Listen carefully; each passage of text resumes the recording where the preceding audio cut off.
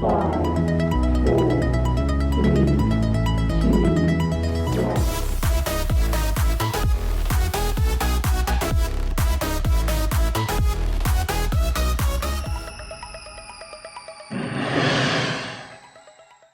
Hello, everybody. Welcome back to the Fitter and Faster Coaches Corner. As always, I'm your host, Mike Murray. Today, I am thrilled to invite you all to sit down for a conversation on high school swimming and training with New Trier High School coach Josh Runkle. Josh, welcome to the program. How are you today? I'm doing great. Thanks for having me. I appreciate the invite. I'm looking forward to this. So, Josh, are you meeting with us today from the office of the pool or the office of the school? What's happening back there? I'm in the pool office. This is where I'm sitting right now. You can't really see it. Well, you kind of can. There's a white brick right over my shoulder, and it's the original one of the bricks from the original pool that was built in 1912. It was the first public high school pool, and about mid-30s, there was a reconstruction. They built a 25-yard by 20-yard pool, and they called it Lake New Trier. It was the Works Act kind of did that, and there've been a few renovations.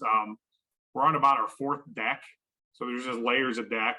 But yeah, it's one of the historic old pools in the country. It's a neat place, and the thing that's really cool now is we started forever up until about 2019. We started in 4 feet of water in the shallow end that's literally right outside my door, and we've now moved down to our deep end, and we flipped our beat control table to the other side. So now I overlook the pool. Before I was blocked by the pool, and when we first did it, was a little intimidating because you see our pool's lined with all our All-American certificates, and we've run out of room. To be honest with it, and we have big banners that signify our state championships, our national titles. And when we first moved in, I could see it. I got a little intimidated. Getting to 2019, it was kind of like, well, it hit again, like where I'm sitting, and people who've sat in this office. So, but now it's just something that I look up and I kind of smile and I get to see it and I go, wow, I'm really fortunate, and it's an honor. It's really humbling to be a part of this. So Coach Runkle is quite literally joining us from the bunker at New Trier.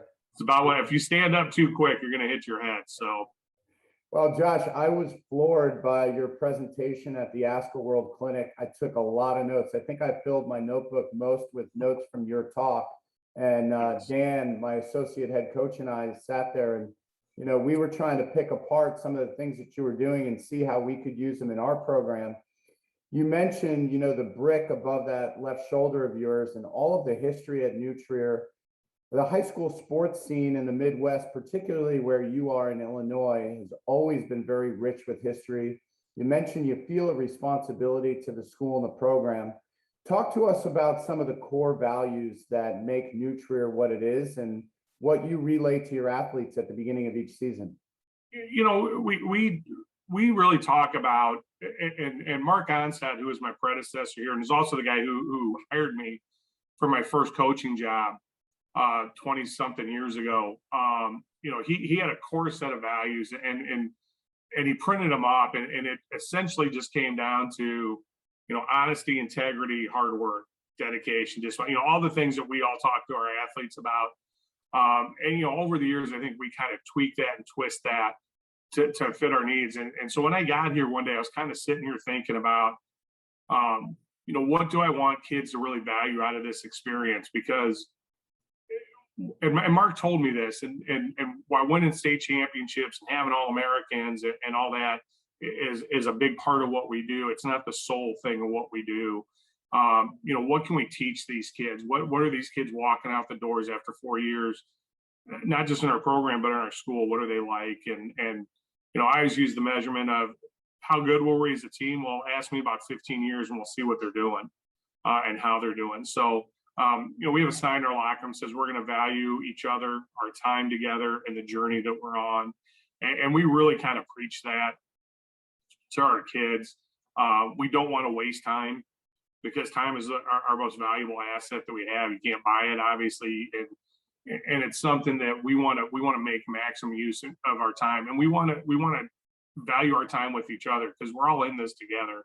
And we have anywhere from 100 to 120 kids on our team in a given year, Our varsity group is, anywhere from 25 to 32 guys. And we talk about every person has a role. Every person can find their niche. So we want to value that person. And it might be, the kid who might have been on your JV team who actually turns out to be like the best leader you have. And turns out, in 10, 15, 20 years, when you see what they've become and the contributions and the things they're doing, it's always, that's, to me, that's the funnest part. So that's something we preach to, constantly talking with our kids about. And we're really fortunate. I work with some, I'm really fortunate. I have great people around me and the adults, and I have great kids. I just love the kids. When I came in to interview, it was the second round, and I was meeting with different groups and stakeholders. And the first group I met with were about a dozen juniors. It was going to be the next year's senior class. And I remember getting done with the interview, and my host, who was walking me around the school, and we have kind of a huge building, was walking me to my next stop. I said, "Can I make a phone call real quick?" And he said, "Yeah." And I called my wife and I said, "If they offer me this job tonight, I'm taking it." And she's like, "Really?" She's like, "You need to think about it." I'm like, I just met 12 of the most unbelievable kids, and that's after working for 16 years and having a lot of great people who I've had a chance to work with. I met these folks and I was just like, man, I was blown away by it. So, that's kind of what we look at is what are we going to be? What are we going to become? And that's something I think I've always looked at. My parents were both teachers. So that's something that's kind of always been ingrained in me is you're helping young people just develop. As I listen to you talk, I'm reminded of something that one of my mentors growing up used to say to me all the time, Ernie Steck. He was a legendary athletic director, and he was my father's high school football coach. He used to talk about the teacher coach and how important that role was in school districts. And I was fortunate to go to a prep school, but it was a tenet that he was very involved with. Laying down that philosophy to the staff was the teacher coach, the person who is as involved scholastically with the athletes as they are with developing their athletic talent. Talk about what that means to you, because I know that's important to you. Yeah, the pool, the weight room, the field you're doing dryland in, the deck, wherever, it's the bus. It's just an extension of a classroom. I think some of the most meaningful conversations and meaningful moments I've had in my career have probably been, sitting in this office or another office and just meeting with a kid one-on-one. And swimming is probably the fifth thing we've talked about. And just knowing that they feel comfortable enough to come to you with any kind of thing they have, good or bad, going on in their life. And I think that's more important now than ever. With what we've been through in the last couple of years, I think our kids and all of us, our mental and emotional states are just still trying to come to grips with what our world is now. And I think that's now the most important thing. And I just think that that's my job first and foremost, to be a teacher. I think all coaches are teachers, and we're all educators. And that's where I think the really great, successful coaches, and I don't mean success winning and losing. I just mean the people have the impact. I think whether you're a teacher in a school, professor at a college, or a little league coach, some of the best teachers I've ever had never were in a classroom. And their kids sometimes are the best teachers. So I just think that environment of always learning, not just about our sport, but about ourselves, is the most important thing. And the expectations are high there. As we said, there's a legacy. When people hear New Trier and New Trier swimming, you're thinking of some all-time great high school athletes. How do you balance some of those expectations with some of the traditions and some of maybe the demands of the community that you're involved with? How do you balance that, and how do you make sure it's not too big for the kids? Well, we embrace our tradition. When I was coaching at another school before I came here, I think New Trier had a T-shirt that something like "Live the Tradition," and I always thought that was kind of a cool thing. And when I got here, I started thinking about it more and more. And we had, like I said, we had a great group of seniors, and I sat and talked with them. I spent a ton of time talking to them. And what does New Trier swimming and diving mean to you guys? And when they explained it, and I saw the passion they had, the pride they had, that really kind of settled for me. So I went and got a giant sign and put in the locker room, live the tradition. And actually, we were just doing it yesterday with one of our seniors, talking about ordering our team gear for the year, our t-shirts. They want to put "live the tradition" on the back of the shirt, and we've done that for the last, I think 7 years. And I'm like, we got to come up with something better. And they're like, no, this is what we really want. And I think, we embrace that. I think our kids embrace it.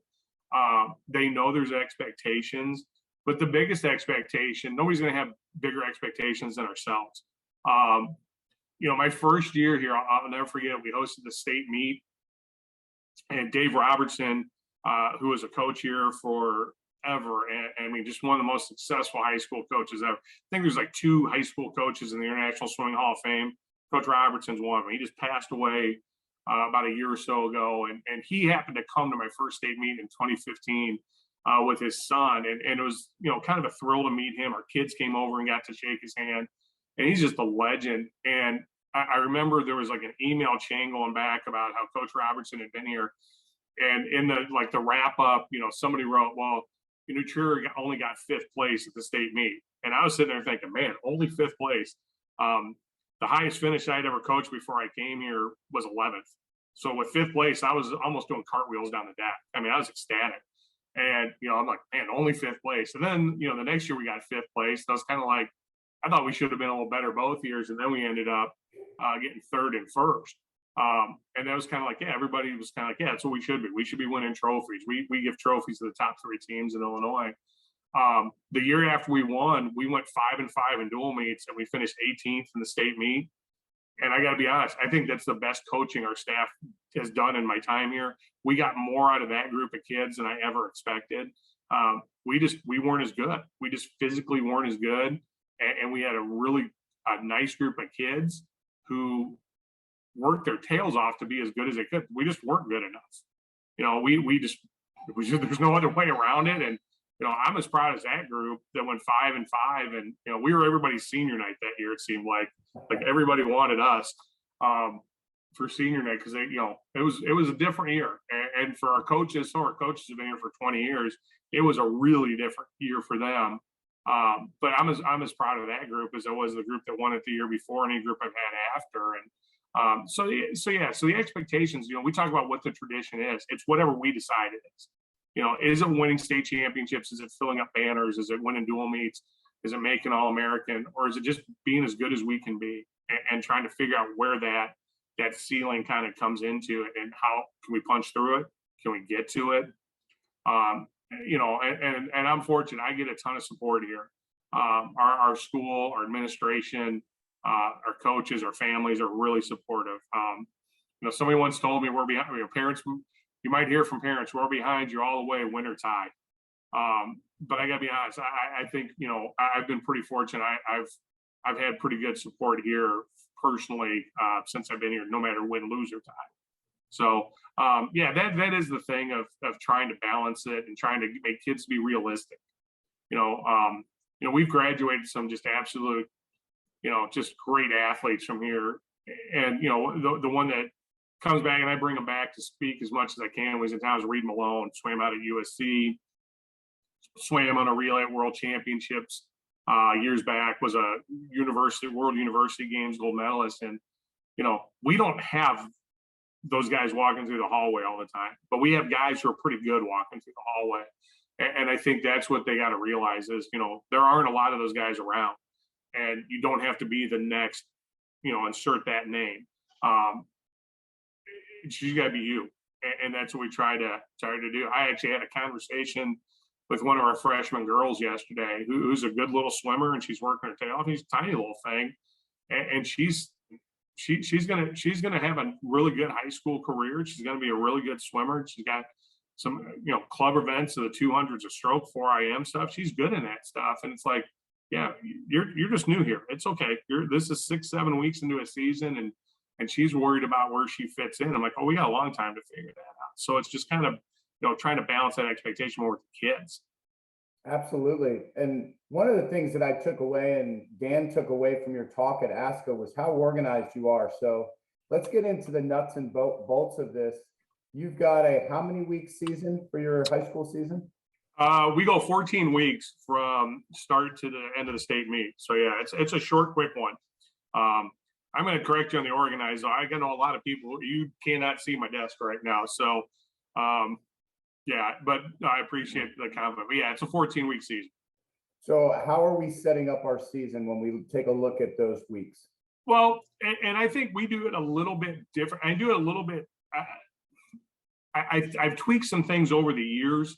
I think you always have to. Obviously, I listened to the Brett Hawk interview with Eddie Reese the other day. I know a part of it, and I can listen to Eddie Reese tell stories all day. I know people will go to clinics like, I want to hear what this guy. I think you learn a lot from his stories. And just kind of the thing of, you're always looking at how to get better. Like, if that guy is almost 80 years old, or right around 80, and he's still trying to figure out how to get better.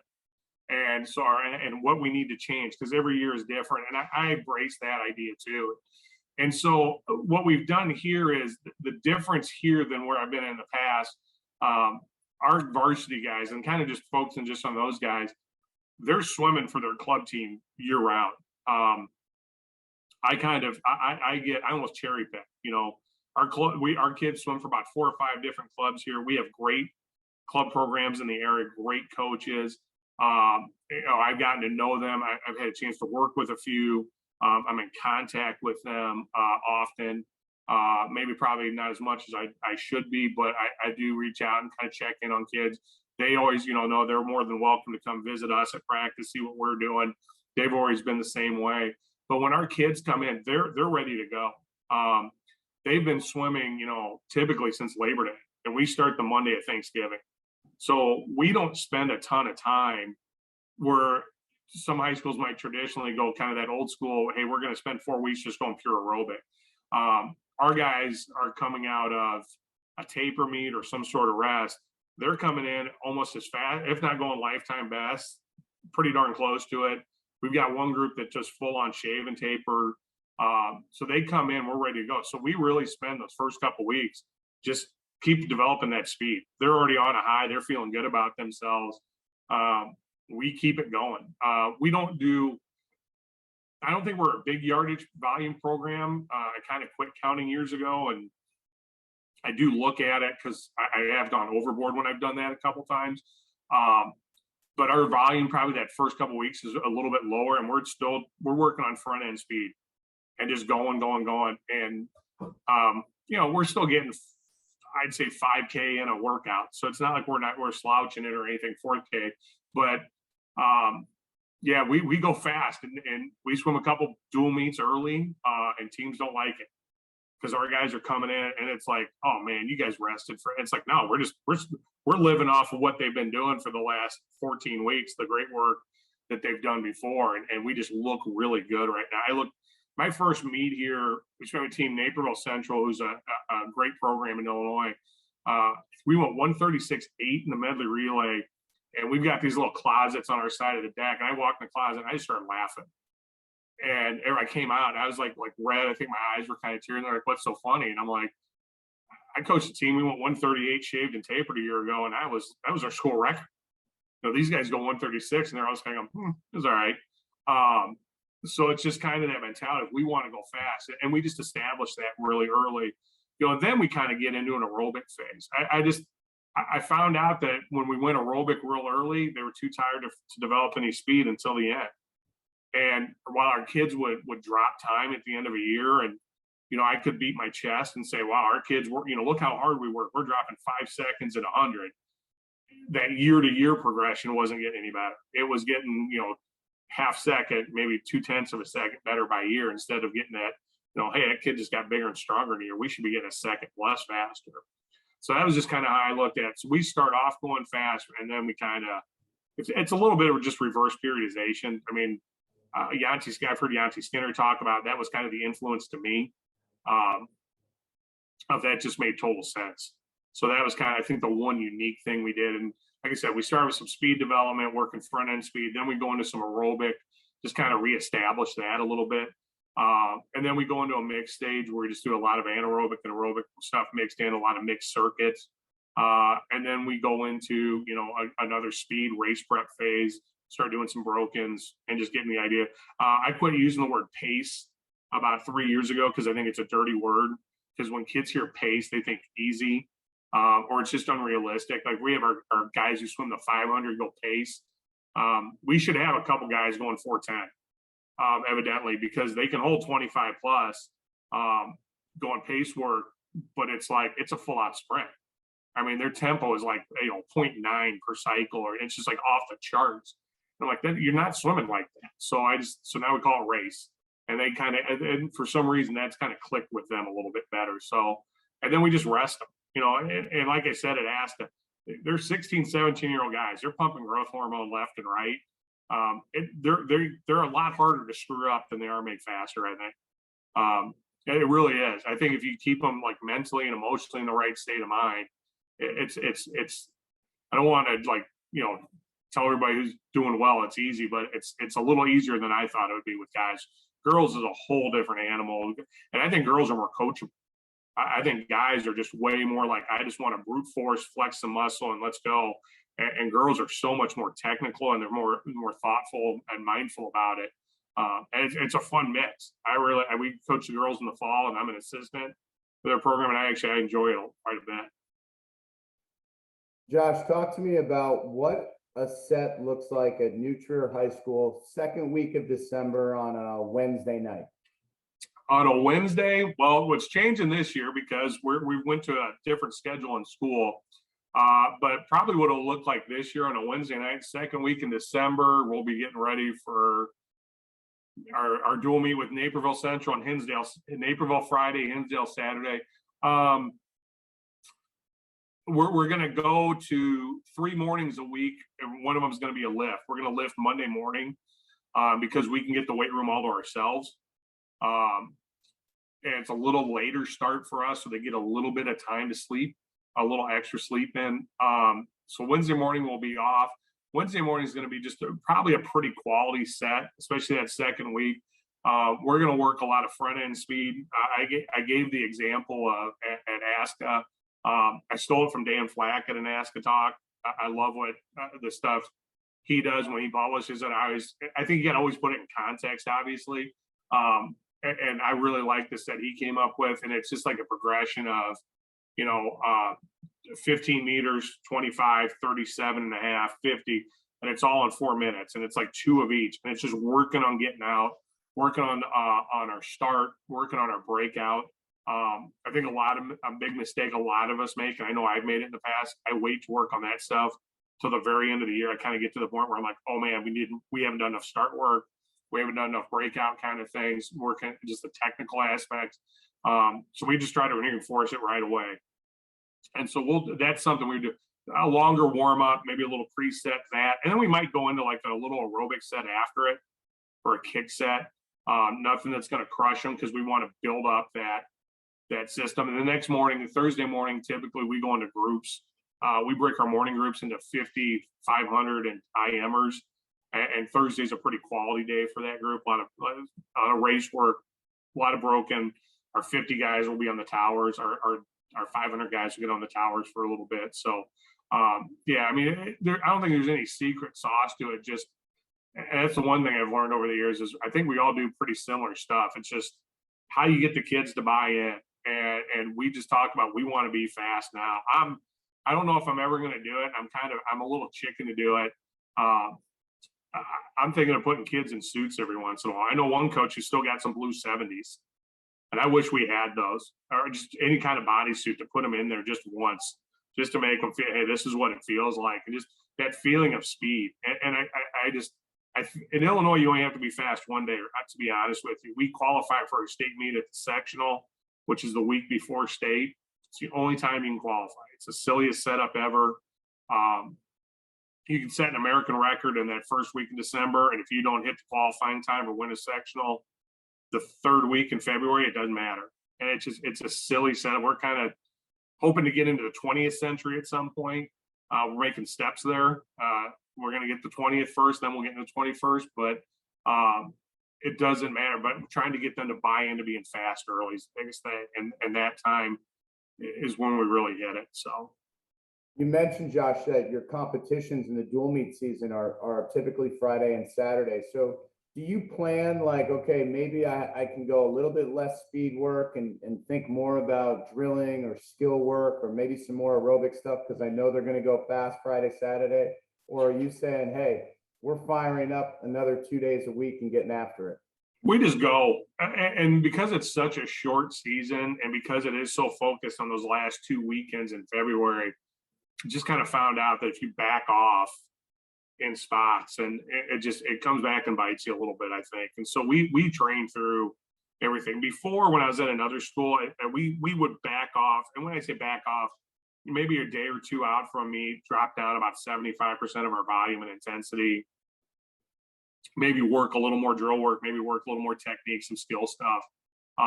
Some I've tried to incorporate the last few years or really want to do it more is some skill work within like a warm-up set or within a preset and just getting them, getting out of just the mindless swimming. And a lot of times I think we get worried about volume and things like this. And we say, okay, we're going to go, 5 200 skips to warm up, ready to go. And it's just like, they're just counting 8 5 times. And, what are they getting out of it?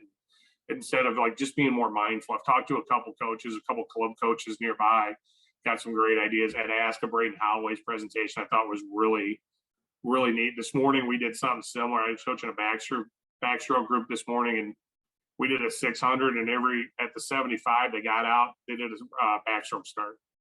So we got 6 starts in this morning, and just kind of was able to watch and do a little coaching at that time. So we just go through, and I think that's just the way our kids are. They just want to, hey, we're tired, we're beat up, we don't care. We lift the morning of meets on Saturdays a lot of times. And to be honest, depending on what it is, will kind of vary on the workout. But sometimes it's activation, but there's times when we're going hard and our guys are gassed. We did that a few years ago. We had a volunteer coach who was in here working with one of our guys. There was a kid, Charlie Scheinfeld, who's swimming down in Texas now. He's a senior, and Charlie's huge. I mean, I think he's deadlifting like 405 right now, and he's a monster. And we were doing a little bit of deadlifting that day. Supposed to be using appropriate load for reps of like 8. We're supposed to do reps of 4 or sets of 4. And I can just hear weights clanging on the floor, and there's Charlie just heaving some weight, and he and the coach going at it, a young volunteer coach. We got to the meet that afternoon, and Charlie's like, my legs are shot. I'm like, well, yeah, dude, you probably didn't need to see what we could max out this morning in the weight room. So that was a lesson learned, but it also wasn't one I was real worried about. He actually got beat in 2 races, and it was just kind of like, all right, I know how I need to prepare better. I'm going to need to rest a little more. And, those are always good times. But, yeah, we go through pretty much the season. I love it. Talk to us about how you use towers. Not as much as I'd like. We've only got 4, which I say we only got 4 when a lot of high schools are like, what's a tower? So we're pretty lucky. Try to use it more. I wish, there's part of me that wish we had racks. Although obviously the tower being way more versatile. With our guys who are more 50 focused, we do more rack type work. We drop a cone in at about 10.5 yards. We've got a piece of tape mounted on the tower, and they can see when it gets there, that's 10.5 yards. So we time them, just kind of follow the protocols. I think everybody's taken those, should it be, 5.8 seconds to 6.7 seconds. And, we're just kind of vary it. Some days we'll be like, hey, we're going to go heavy, but we still got to get to 10 yards within 8 seconds. And so we just do kind of reps like that sometimes with them. With our more kind of, I'd say longer kid, high school doesn't really have a distance event, but our 200, 500 kids, we might do some, lighter weight, but some repeats with it, and then go right into some race work. Give them a time like, hey, we want you holding, if we're doing 200 work, hey, we want to hold 26.5 or under on this. And we want, your kick count off the wall. We want tempo, just like a 200 or a 500.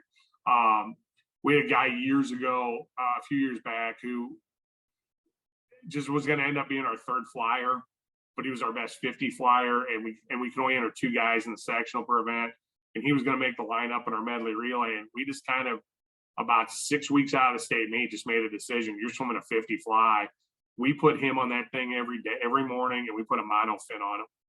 And we honestly just did like 12 and a half repeat or 15-meter repeats, 12 and a half, whatever's kick. We tried to find a sweet kick out spot for him.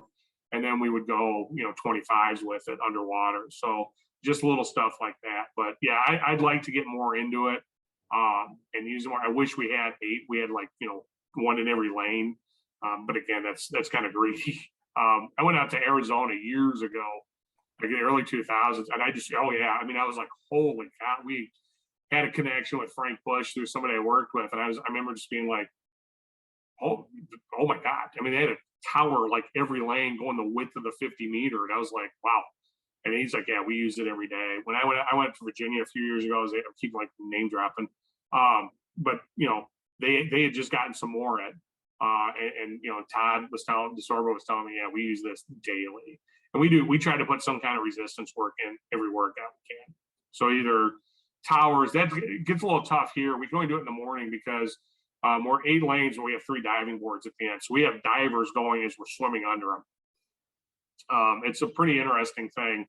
And our divers are really good, and we knock on wood, haven't had any problems, but it's pretty interesting. So having, the towers going down is just not going to work out real well with divers here. So we use chutes in the mornings. We use cords, drag socks, all that fun, weight belts, stuff like that. So we try to get some resistance all the time. You have this picture in your presentation, and I know that a lot of folks who are listening to this will go to ASCA once that talk is uploaded and listen to your talk, because it, like I said, it resonated with Dan and I. You had this picture of the team in the weight room, and it looks like you get great buy-in there. So what does the lifting look like throughout the season? Well, we lift 2 to 3 times a week. Like I said, we're going to go to Monday mornings just so we can get the room to ourselves. That picture, again, we're really fortunate here at New Trier. We have a lot of resources that a lot of schools just don't have. And one of them is a full-time strength coach. And he's got a staff of paid assistants. And when I first met him, he's a typical strength coach. He's a football guy.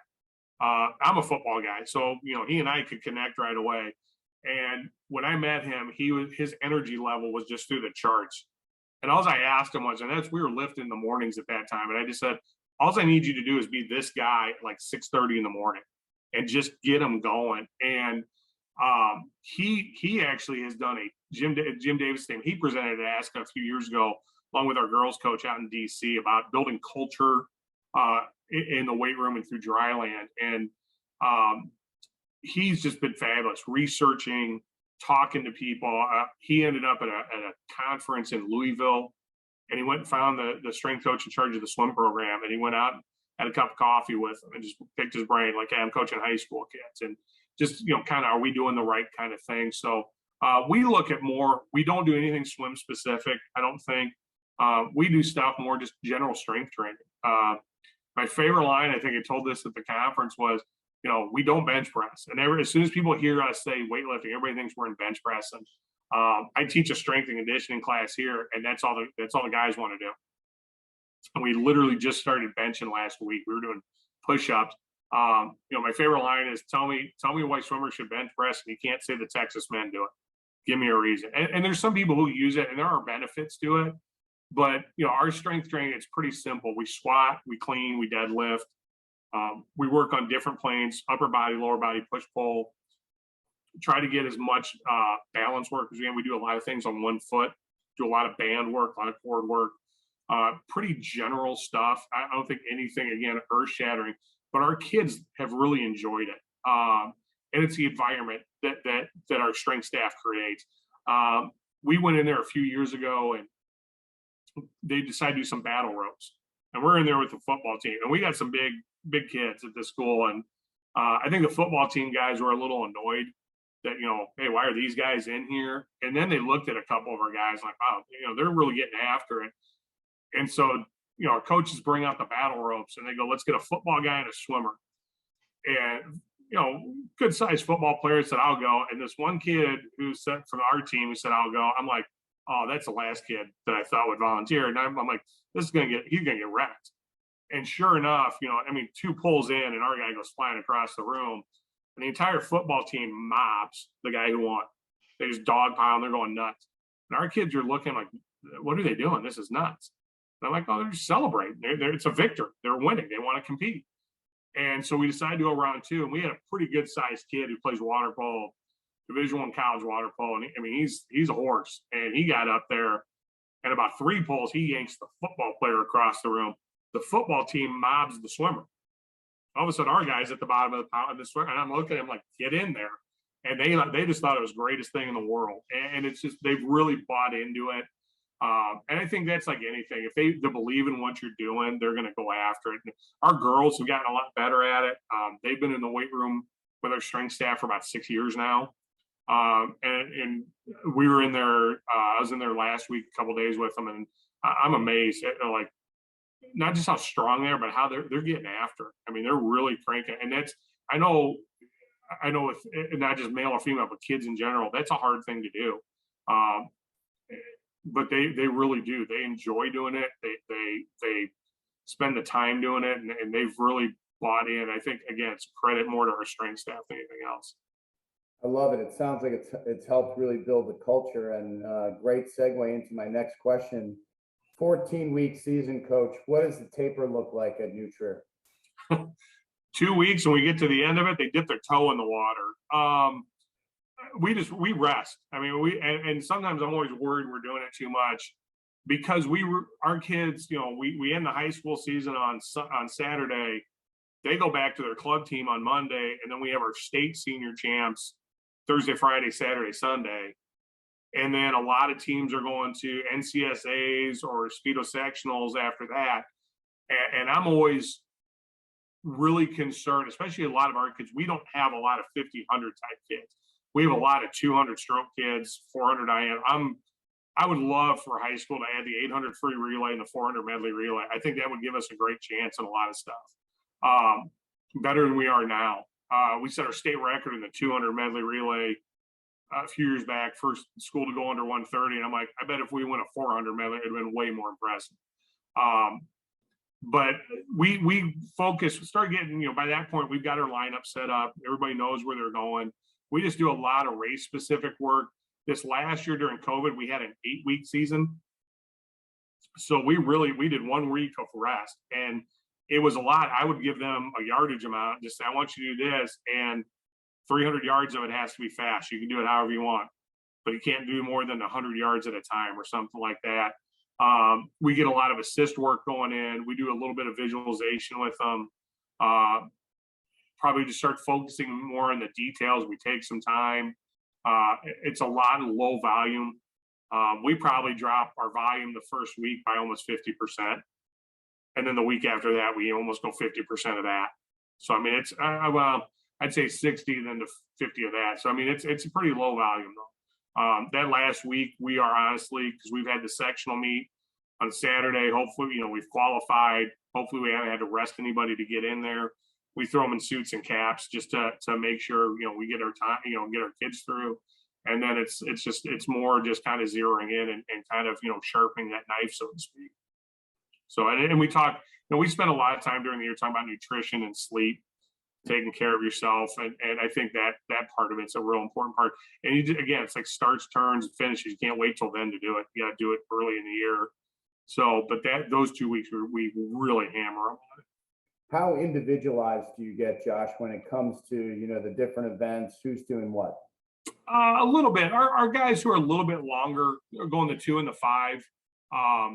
We'll obviously do some different things. Our guys who are sprinting, we'll do a lot of just short burst stuff off the block, a lot of assisted stuff. Some of our kids who are more, like I said, 200 focus kids, we might let them throw a little bit more volume. If they really are worried about it, we might give them a little aerobic work. So I'll get a lot of kids. They won't, and we really lay off kicking.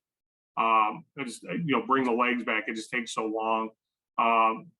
But we'll do some pull. I might let them do a real light, easy pull. Just things like that. Do a lot of race rehearsal. So it just kind of really depends. We don't individualize probably as much as a lot of people do in the club and college world, but we do.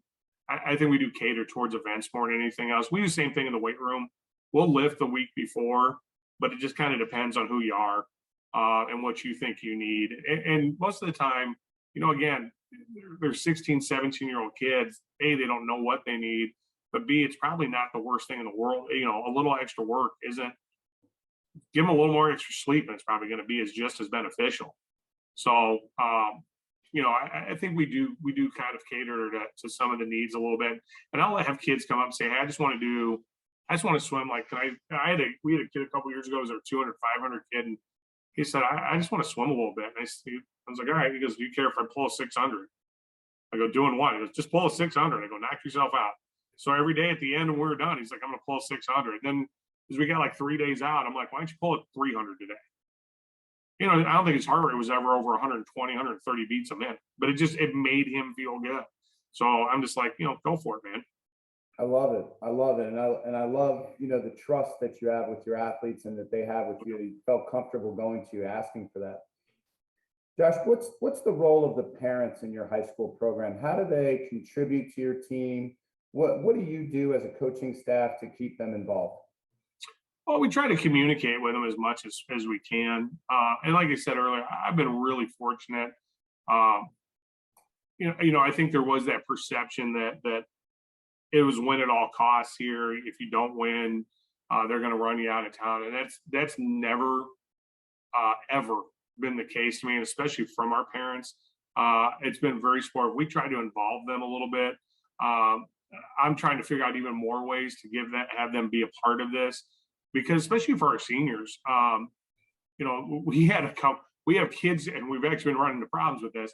We have our during the boys season, our girls team will come time meets for us, and our boys will time during the girls meet. Well, one year I think most of our girls were away at meets. Something was going on. It might have been like a school break or something. And we solicited help from the stands, and we got one parent who came down, and he had been coming to high school meets with his sons. I think he had 5 sons, and it had been a span of almost 20 years that he had been spending his Friday nights at high school meets. He came out, we have these little rickety plastic chairs. I went and got him a nice cushion chair. And then I pulled up one for his son, and I said, you go sit with your dad. And I just thought, that's a really special time that he got to come down on deck and hang out with his kid. They don't get those opportunities very often. And it can always backfire on you, obviously. And we're always trying to kind of, where do we keep the separation and things like that. But, trying to get them involved as much as they can, and just trying to educate them and understand that their kids are doing the best they can. They're facing a whole lot of things in the world, especially when, again, talking about seniors, they're trying to play in college. What's the next step of their life? So, we do some social things with them when the parents volunteer to help. All right. So Josh, we talked about the role of parents in your program. We talked about taper. We talked about lifting, how you plan your season. Talk to me about who you're following. What is your favorite thing to do in order to learn new things and expand your knowledge of the sport? Stuff like this. This is, and I mentioned it, and you doing this, listening to the stuff that Brett Hawk's doing. Zach Burton's out of Springfield, Missouri, when the pandemic first hit, was putting stuff together on Facebook. Like Bob Steele kept coming on. I've known Bob since I was a little kid. He was my dad's high school teacher. So that was kind of a trip getting to watch him, and then just connecting with people. Like I said, you could never measure how bad COVID has been, but I'm definitely not an eternal optimist, but I've been able to find some good things out of it, and just the sharing that's come out of it has been really good. I really do love clinics and conferences, and you hear it all the time. It's not when you're sitting in the room and they're up at the board talking. It's sitting in the lobby. It's sitting, drinking coffee. It's eating breakfast or lunch with somebody. Those are the best things. And again, at New Trier, we're really fortunate. We have a lot of resources. I've been able to do some professional development. I got to go out to the University of Virginia for 3 days, and Todd DeSorbo was nothing but, I just randomly emailed him, and he said, sure, go ahead. One year I didn't think I could travel, so I just went down the street to Northwestern. But also for years, I picked up the phone or emailed, Chris Plum at Carmel, Peter Veroff at Bowles, and Dan Flack at Baylor, just asking, hey, I saw you doing this on Twitter. What kind of equipment are you using? And just, I think anytime you can do this, I've only got it, I think I figured out, I've got it like 9 years left till I retire. And I just kind of thought, I want to learn as much as I can in those 9 years, because I think I want to keep coaching afterwards too. But I think, again, it's a way to keep getting better. And, I stopped swimming when I was 10. So my competitive experience is zero. So for me to be able to kind of keep going and not being able to call on what I did as an athlete, is really, really difficult. When I first started, I used to go to everything, try to read every book possible. And now I just think, like you said, listen and go talk is the best part. I bought the book that Dana Abbott and Chuck Warner wrote about Eddie Reese, and I bought one for my dad. He was a coach for about 40 years in high school, and Eddie Reese was his hero. And with a connection down there, hey, Coach Reese, would you mind when I see you at the Central States Clinic, would you mind autographing it? And he autographed it. It was a thrill. And then I said something, talking about my guy down there who I was fortunate enough to coach. And I said, I'd love to come visit you. And he goes, oh, anytime. And he just said the one thing was, you have to tell me at the end of the workout what I could have done better. And I keep wanting to go down there, but I'm trying to figure out how in the heck I'm going to tell him something. And it hasn't worked out to get down there with COVID, but I really do want to get down there. I think anytime you can talk with other coaches, and swimming is the best with that, but even just other coaches in other sports, I've learned a ton of stuff from coaches from other sports and watching other practices. When I was first as a head coach, I went to a baseball practice, and that was the most organized thing I had ever seen. And it was, you think baseball is such a stationary sport. It was just constant movement. I went to a basketball practice. It was constant competition. And it was just really seeing the level of engagement was a huge thing. So I think anytime you can do things like that, you can connect. It's also reaffirming. When I spoke at Ask, I had, fortunately, a couple of people came up and wanted to talk afterwards. I was just thrilled anybody showed up. And then when I got talking to them afterwards, it was kind of like, oh, I do that too. And we were kind of both like, we were all like, oh, we do that too. Yeah, we do something similar. And it just, I think, make all of us feel like, okay, I'm doing something right, or at least doing something that somebody else is trying too. So I think that's such an important piece of it as well. Josh, this has been an awesome hour, and I want to leave our viewers today with what you're most excited about for the sport. Oh, I just think seeing where it goes. I was fortunate. We got to go to the trials for a couple days in June, and where we were sitting, Michael Phelps was about 10 feet from us. Matter of fact, I looked over, I'm like, that's Michael Phelps. And, Aaron Pearsall was sitting up there, and names that I know and that everybody knows. But now seeing like this new generation of these young athletes coming in, like the Jake Mitchells, the Kieran Smiths, just all these, Tori Husky, all these kids coming in, and just, it's so cool seeing it. Because, at some point, Caleb Dressel's going to retire. Katie Ledecky's going to retire. And seeing who the next one is to come out of that, and to see who they've inspired to become this. And seeing that with coaches, like, who are the Eddie Reeses of the world inspired? Who have the Terry McKeevers of the world inspired? And just seeing, like, new people come. I just think I'm really looking forward to seeing what 2024 looks like, and just the build up into it, and hearing all these new names.